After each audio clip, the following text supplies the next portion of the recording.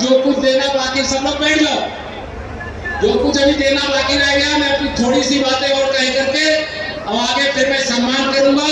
प्रयागराज की पावन धरती पर हमारे लिए सौभाग्य की बात है कि आज हमारे इस होली मिलन समारोह में, सरस मेले में हमारे बहुत देश के जाने माने जिनको सुनने के लिए कितनी बड़ी भीड़ आती है, उसका अंदाजा आप सबको है मेरे युवा साथियों।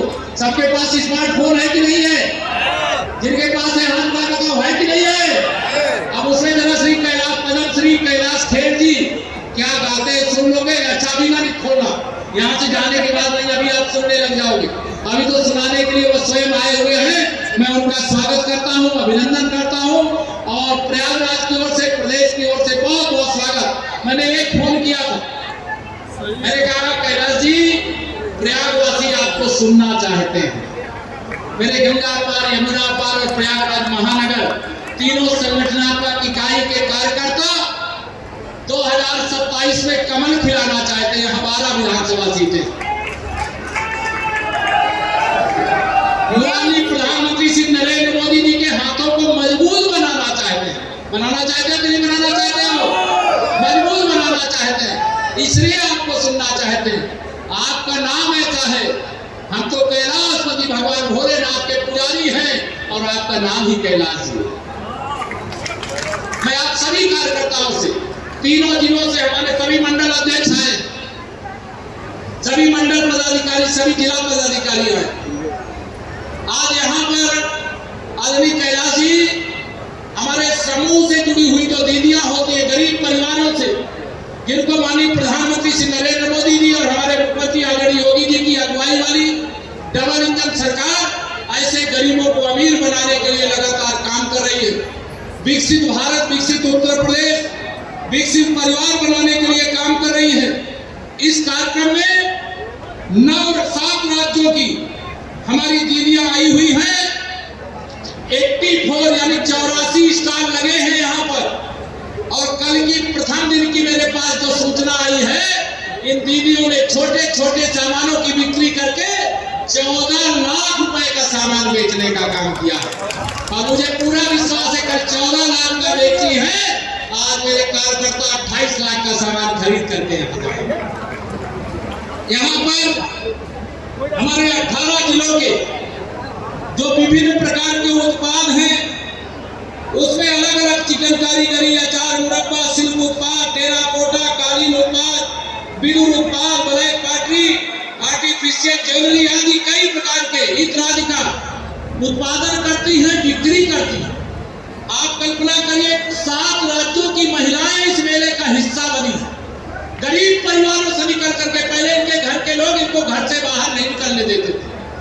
हमारे देश में तो 10 करोड़ से अधिक दीदियां समूह से जुड़ी हुई है। हमारे प्रदेश में 1 करोड़ से अधिक दीदियां समूह से जुड़ी हुई हैं। लेकिन हम उत्तर प्रदेश में 1 करोड़ से अधिक जो दीदियां हैं, इनको 3 करोड़ तक ले जाना चाहते। 3 करोड़ दीदियों को जोड़ेंगे। ऐसा कोई गरीब परिवार कार्यकर्ता मित्रों आह्वान करता हूं, इन दीदियों के बल पर ही कांग्रेस और समाजवादी पार्टी और इंडी गठबंधन के लोग मोदी जी को तीसरी बार प्रधानमंत्री बनने से रोकने की कोशिश की। लेकिन दीदियों के आशीर्वाद से तीसरी बार भी देश में मोदी सरकार बनी। और जिन 4 राज्यों में कमल खिल चुका है और जिन 5 राज्यों में कमल खिलने जा रहा है, वहां इन दीदियों का सर्वाधिक आशीर्वाद भारतीय जनता पार्टी को मिलने वाला है।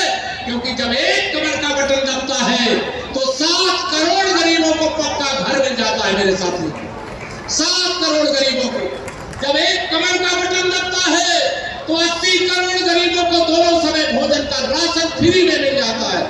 जब एक कमल का बटन दबता है तो 65 करोड़ गरीबों का बैंक में खाता खुल जाता है।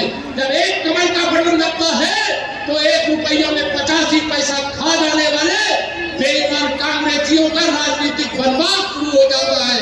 जब एक कमल का बटन दबता है तो समाजवादी पार्टी की गुंडागर्दी का अंत हो जाता है।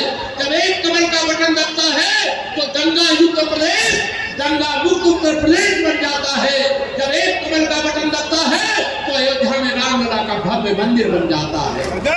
जब एक कमल का बटन दबता है तो प्रयागराज के कुंभ में 65 करोड़ लोग आके डुबकी लगाते हैं।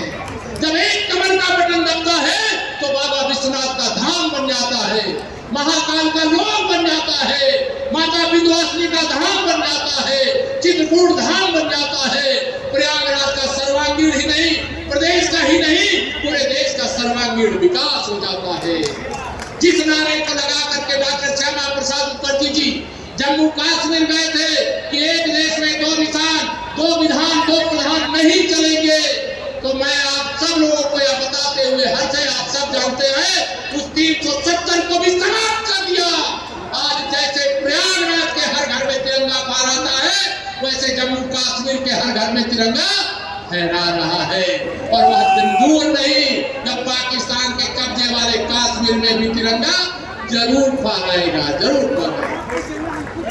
आप सबसे मैं यही कह करके, क्योंकि अब ज्यादा बोलने की आवश्यकता नहीं, 2027 के विधानसभा चुनाव के लिए तैयार हो, दोनों हाथ में तैयार हो, समाजवादी पार्टी को सैफई भेजने को तैयार हो, प्रयागराज की 12 सीटों में साइकिल पंचर करने को तैयार हो, गुंडागर्दी खत्म करने का काम जो किया है उसे फिर वापस तो नहीं आने दोगे। मुझे आप सब पर भरोसा है, आप मेरे सब हनुमान जी की तरह शक्तिशाली कार्यकर्ता हो, और मैं आप सबको आज होली मिलन के अवसर पर शुभकामनाएं देता हूं। अभी फूलों की होली बाद में खेल लेंगे, जब आदरणीय कैलाश जी का हम लोग जो सुनने के लिए आए वो सुन लेंगे। लेकिन आप सब कार्यकर्ता मित्रों से यही निवेदन करूंगा, बाकी सब कुछ चाहिएगा भूल, 2027 में सभी 12 सीटों पे खिला दीजिएगा कमर का। आप सबको मैं जिम्मेदारी सौंप रहा हूं। आप सब जानते हैं मैं यहीं पर भी सिंधु परिषद के संगठन मंत्री के रूप में समाज की सेवा, हिंदुत्व की लड़ाई लड़ने का काम किया था, और फिर भारतीय जनता पार्टी ने मुझे विधायक और सांसद बनाने के बाद प्रदेश अध्यक्ष बनाया और डिप्टी सीएम बनाया। लेकिन मैं आप सब कार्यकर्ताओं के बीच में बड़े गर्व से इस पवित्र धरती पर कह रहा हूं, मैं कार्यकर्ता पहले हूं, डिप्टी सीएम बाद में। मेरे कार्यकर्ताओं का सम्मान सबसे बड़ा सम्मान है। मेरे दिलीप पटेल जी क्षेत्रीय अध्यक्ष और मेरे तीनों जिला अध्यक्ष बैठे हैं। आप सब कार्यकर्ताओं के बीच में कहना चाहता हूं, हमारा संगठन सरकार से बड़ा होता है। माननीय प्रधानमंत्री श्री नरेंद्र मोदी जी जिस दिन आदरणीय नितिन नवीन जी राष्ट्रीय अध्यक्ष बने, उस दिन उन्होंने मंच से कहा था कि मैं भारतीय जनता पार्टी का कार्यकर्ता और श्री नितिन नवीन जी मेरे बॉस। याद है, मेरा बूथ अध्यक्ष भी मेरा बॉस है, मंडल अध्यक्ष भी मेरा बॉस है, मेरे जिला अध्यक्ष और क्षेत्रीय अध्यक्ष भी मेरे बॉस है, और मेरे प्रदेश अध्यक्ष तो हमारे बॉस है, हमारे राष्ट्रीय अध्यक्ष तो हमारे बॉस है। मैं आप सभी कार्यकर्ताओं से यही कहूंगा, 2027 में 2017 से बड़ी विजय दिलाना है। दिलाओगे? दोनों हाथ में बताओ, दिलाओगे? 2027 में 2017 से बड़ी विजय के मतलब सभी 12 सीटों पे कमल खिलाएंगे, सभी 12 सीटों पे कमल खिलाएंगे। इतना ही निवेदन करके देता हूं अपनी वाणी को विराम। जरा मेरे साथ दोनों हाथ उठा करके बोलिए जय श्री राम। अच्छा, एक सूचना दे दूं, अभी 10-5 मिनट हम लोग भी सामने आकर के बैठ करके इस समय के मंच में नहीं रहेंगे, और सभी कार्यकर्ताओं को सब ध्यान रखना, जब तक अभी स्टेज का कार्यक्रम ये होगा, कैलाश जी का गायन जब शुरू होगा, उस गायन को सुनने तक सब लोग अपने स्थान पे बैठे रहोगे ना। दोनों हाथ में बताए हम लोग पहले सबको बैठे रहना है। आज दिखा देना भारतीय जनता पार्टी का कार्यकर्ता आंधी क्या तूफान मिले, चाहे जितने भी उधार मिले, डटा रहता है।